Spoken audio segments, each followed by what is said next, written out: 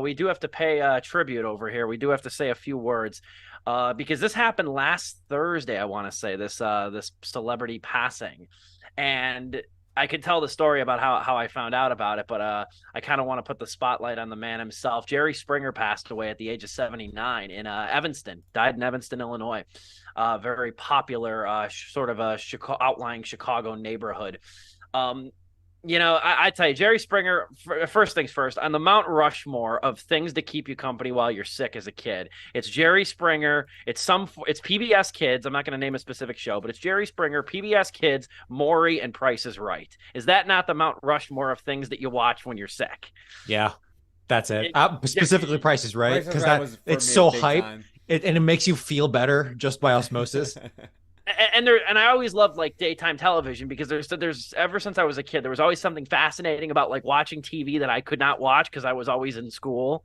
So it was like almost like a weird forbidden fruit kind of thing. But Jerry Springer did pass away though last week at the age of 79. He passed away of pancreatic cancer, actually. He was diagnosed with pancreatic cancer a few months ago, died very quietly, again in Evansville, or in Evanston, excuse me. And obviously known for the Jerry Springer Show, the very controversial trash TV, tabloid talk show, whatever you want to call it, which I'll say this too. I've always kind of really admired Jerry Springer. I watched his show a lot as a kid, which probably explains a lot. But I've always admired him because of the fact that I feel like he reminds me like, and now especially now too that I did pick this up on eBay actually last week, and I'm about 160 pages deep into it. His book Ringmaster. I've been reading this over the last week on my brand new couch. See how it all comes full circle, and he reminds me a ton of myself though. He reminds me a lot of like sort of my ethos of like, oh, I want to try that. That sounds like fun. I'll go do that. He's got a very interesting life, and I'm reading in the book too. Like, I knew this, but he goes into a lot of great detail about how he was born during World War II. He was born in England, and he was born to parents that were Jewish and escaping the Holocaust, and they made it to America.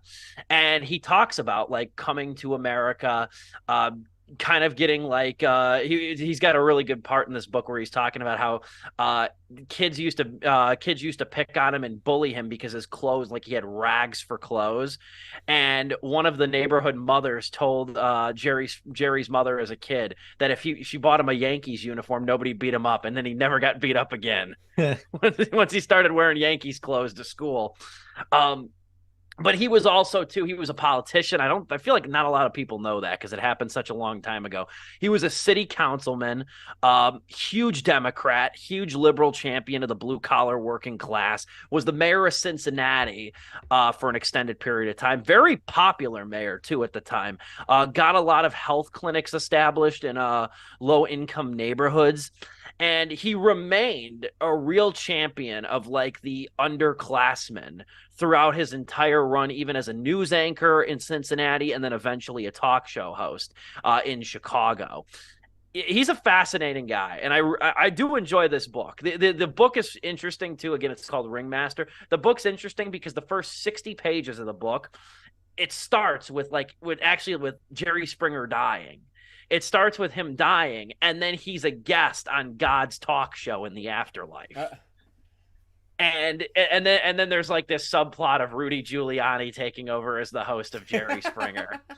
uh which is a humor in itself. But I've always liked Jerry Springer. I always thought he was also kinder and gentler than a lot of other kind of TV hosts of his kin as well. I always thought that he had sort of this respectability about him, and that I didn't necessarily view his show as exploitative as I think a lot of other people did.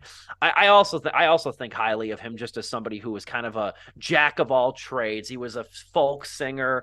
He's made a few albums. He was an actor. He's a journalist.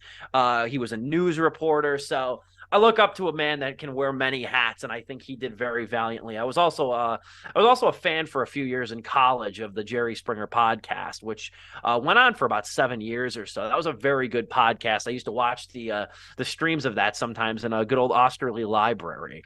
That's what I did with my spare time. But R.I.P. Jerry Springer, though. I want to make sure I get a few words in about it. Anything to add on that, Dom? Any Jerry Springer anecdotes? No, just the fact that he was inspired to enter politics by RFK, resigned from the City Council in 1974 after admitting to soliciting a prostitute, admitted it, and made a comeback to become the mayor of Cincinnati in 77.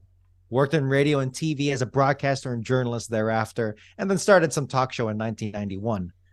Truly American personality. And honestly, between him and Oprah, what a time to be in media in Chicago. Like in the 80s and 90s, when Chicago media seemed to be, in some cases, bigger than New York, where every 80s movie was set in Chicago, it seemed like every other one. And then between Jerry and Howard Stern, these kind of shock personalities, or less so Jerry with the personalities himself, but the guests he would bring on. Whereas Howard himself and the guests were both shockers. Jerry more played off of that, him being more the straight man, and then everyone else is just freaking insane, throwing the beads everywhere, getting the beads thrown everywhere. You got people starting fights, a lot of them admittedly fake and false stories. Some of them real. And I have seen some earlier pre-94 clips of the show. And I say pre-94 because 1994 was when he started. I forget the name of the producer, but he was working with a producer to be like, hey, what if we started doing like more of these types of stories? And then the rest is Richard history. Dominic. Yeah, there you go. Richard I was like, Dominic. it's on the tip of my tongue. But before that, it was more like there was a clip of him like discussing how like he brought on this family of like a white supremacist and his kids, and how the kids were indoctrinated. I think you've seen that one. It's got circulated a lot lately. Called The Racist Family. Yeah, exactly. And it's the way he handled that discussion was not like what he will be remembered for. It was very kind of nuanced. He confronted the family. He confronted the dad particularly for raising these kids this way, and it was the audience was full of children. And does he talk about it? He mentions in this book that was at the time, because this book was published in 98, the same year the movie came out. He says in the book that was the only time he lost his cool on a guest at the time, was that dad. He said that was the only time where I was almost going to fight. I mean, there was a kid as young as like, what, 5, 6, that he was just brainwashing. So it was despicable. But and again, too, he's Jewish, too. And his parents being Holocaust refugees as well. He said any kind of discrimination. That's why he's as liberal as he is. And that's why he's the way he is. He says that's why discrimination disgusts me so much. Yeah. And, I think, Steve, I'm a little less forgiving on the effects of what Jerry Springer has done overall. And I think we're feeling the effects of that now. It was probably going to happen anyway, but I feel like he really, took it by the horns and made it into the spectacle that he did. And I think he's even admitted such in fairly recent interviews in like the past 5, 6, 7 years.